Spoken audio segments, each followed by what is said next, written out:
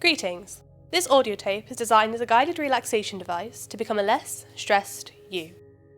Make sure you are settled, open your mind, and trust me. This exercise is centered around visualization techniques to allow you to relax and calm yourself. Sit in your natural sitting position and close your eyes. Imagine you are lying in bed. Picture the bed from your perspective. You can see the blanket pulled up to your chin, your knuckles white from clenching the silken edge. The pattern is hard to focus on in this light, which is the pale fog of dawn, the shy light still trying to penetrate through the blinds. Think about the weight of the blanket on your body. You can feel it settling on you like a layer of snow, just less suffocating, less deadly. It's warm under the blanket. You are unsure about whether you are too warm, so you allow your foot to venture outside the covers to seek cooler air. Perhaps there is someone laying in the bed next to you. A wife, a husband. Not yours, of course, but someone's. Anyone else's. Focus now on what you can and can't hear.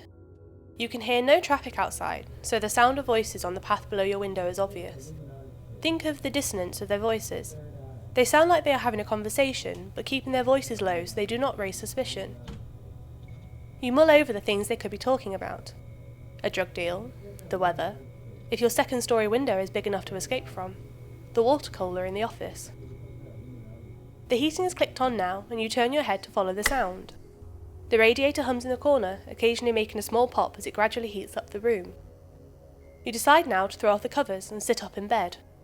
Feel as the cold morning air is replaced by warm, stagnant gusts from the vents, like an elderly asthmatic breathing out. You wrinkle your nose as the musty scent of it infiltrates itself into the area. You allow it to invade your airways, warming you from the inside. We shall spread our focus now. Move your thoughts from the warm bed and the dead weights that sit upon it. Consider the room you are in.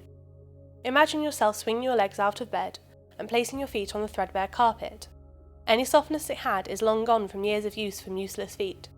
It is quite scratchy on your bare soles. Can you feel that? You stand and walk across the room to the window, squelching through a wet section of carpet to stand in the sun-warmed area under it. The warmer carpet is like a balm for your feet, which are now slightly chilled from the wetness before. Before you have a chance to look out the window, a sound from the bathroom draws your attention. It is just the pipes, you think, but nonetheless you walk to the ensuite on your left. The light in the bathroom is almost blinding, making your eyes strain in the white flash. Your feet are tacky on the tiled floor as you walk to the centre of the room. Think about what the room smells like.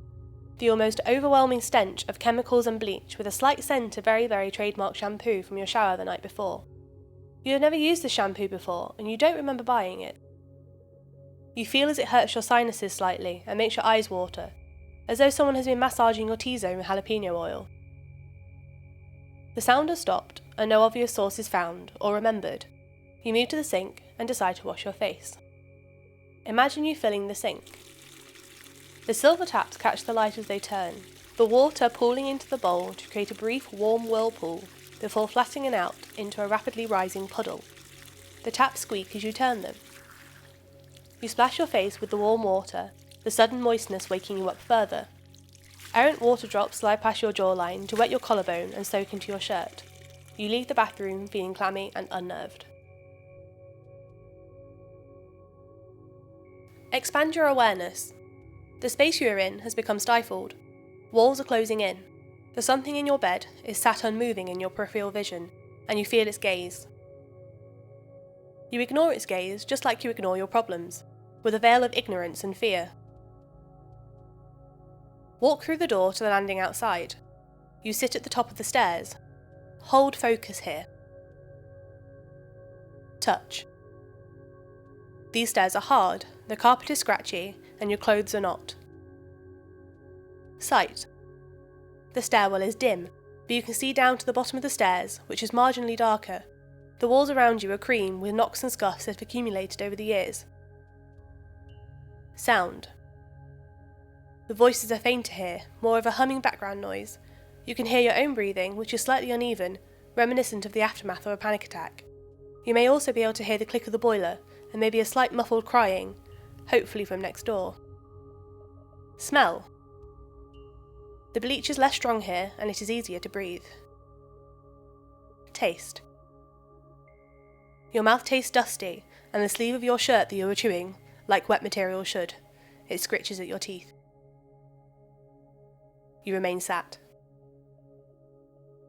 You have been here for a while.